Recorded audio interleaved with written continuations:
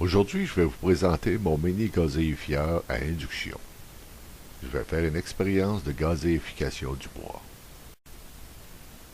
Un gazéifieur est un dispositif dans lequel se déroule la gazéification. Dans un gazéifieur, ces éléments vont se recombiner chimiquement entre eux ainsi qu'avec l'hydrogène, l'oxygène et le carbone pour se retrouver sous différentes formes telles que les carbonates et les oxydes réfractaires. Procédons à la première étape, la conception du mini-gazéifieur avec un Venturi. En regardant de plus près, on va voir que ce gazéifieur est d'une conception assez simple et très peu dispendieuse. Voyons maintenant plus en détail la liste des composantes pour fabriquer ce gazéifieur. D'abord, nous aurons besoin d'un bouchon de 2 pouces en acier galvanisé. On ajoute un mamelon de 2 pouces de diamètre, environ 5 pouces de long. Un réduit de 2 pouces à 3/4 de pouce. Un réduit de 3/4 de pouce à 1/2. Un mamelon de 1/2 diamètre par environ 1 pouce ou 2 de long. 2 réduits de 1/2 à 3/8. Un réduit de 3/8 à 1/4. Un capillaire de 1/16e de pouce, un mamelon de 3/8e de pouce par environ 3 pouces, 3 pouces et demi de long, et la pièce de résistance, la celle qui est moins facile à trouver, c'est un filtre d'une cafetière italienne, une cafetière d'une tasse. C'est un filtre en stainless que j'utilise comme brûleur. Et la dernière composante, un bout de tuyau de cuivre d'1 pouce de diamètre par 3 pouces et demi de long. L'élément le plus important dans ce système est l'effet Venturi.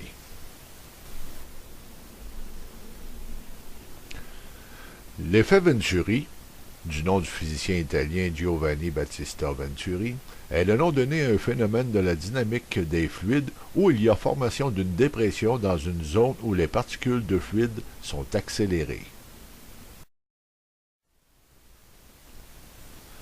L'assemblage de notre système Venturi reste quand même assez simple. On a nos composantes qu'on va assembler, visser, notre tuyau de cuivre d'1 pouce de diamètre par 3 pouces et demi de long, sur lequel on a fait des perforations pour permettre à l'air d'entrer. La pression sortie par le gazéifieur va être concentrée dans le Venturi en aspirant l'air autour, qui va faire un mélange gaz et air.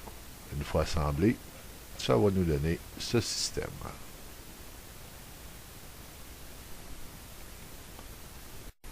Pour débuter l'expérience, on va d'abord remplir de granules notre gazéifieur.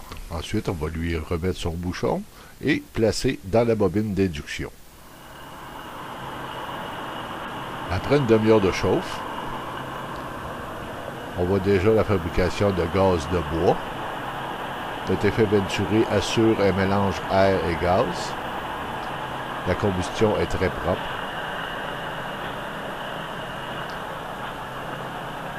Un petit problème est relevé ici.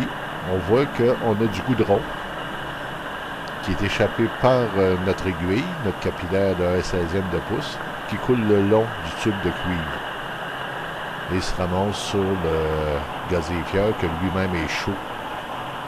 Donc la fumée qu'on voit, c'est le goudron.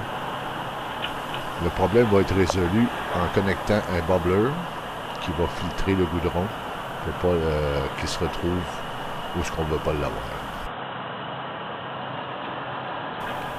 On aperçoit mal la flamme, mais elle a 6 pouces de haut, mais brûle d'une pureté quasi transparente. La couleur de la flamme nous indique qu'on dépasse les 1400 degrés.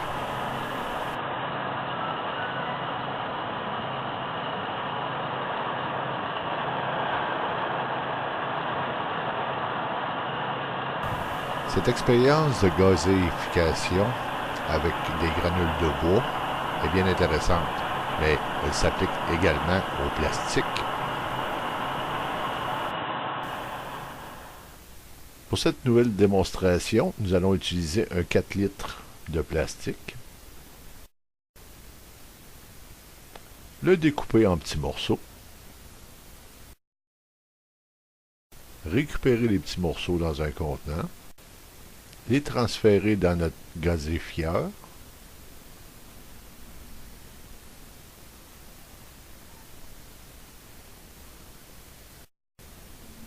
replacer notre gazéfieur dans la bobine d'induction, prêt à faire la nouvelle expérience. Après seulement 3 minutes. Une meilleure résolution. On a une belle flamme bleue. Ça commence à bouillir dans le fond de ça m'inquiète un peu. Ça commence à projeter un petit peu haut, ça là. Oups. Ça donne une petite réaction un petit peu trop épeurante. On va passer l'inspecteur. On va regarder l'inspecteur broche. On va fermer sa lumière.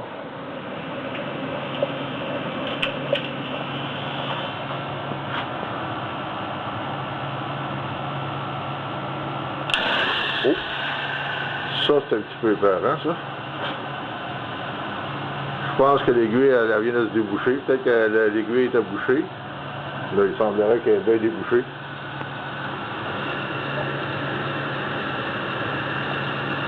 On va fermer le power parce que c'est un peu inquiétant, ça.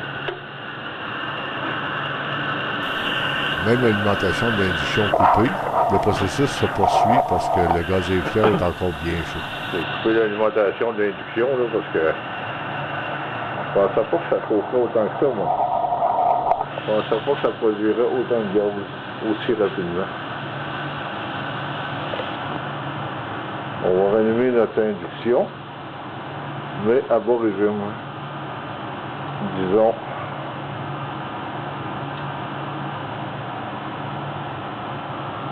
Pour vérifier que ça ne fuit pas par en bas.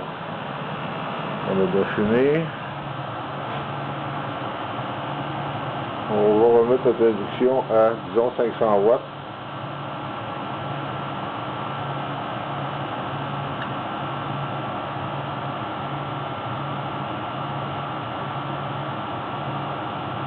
On est présentement à 500 watts. Presque. 512. Ça prend beaucoup moins de puissance que je croyais. Même expérience avec une autre caméra. Cette caméra qui a une meilleure résolution.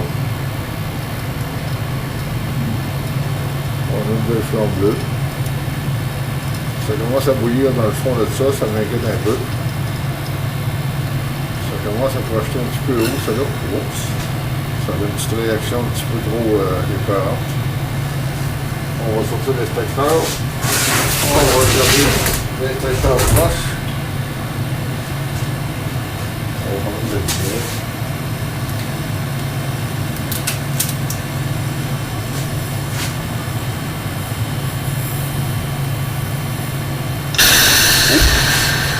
Ça, c'est un petit peu épeurant, ça.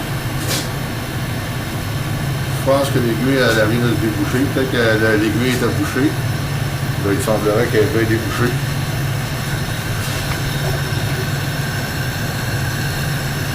On va fermer le power parce que c'est un peu inquiétant, ça.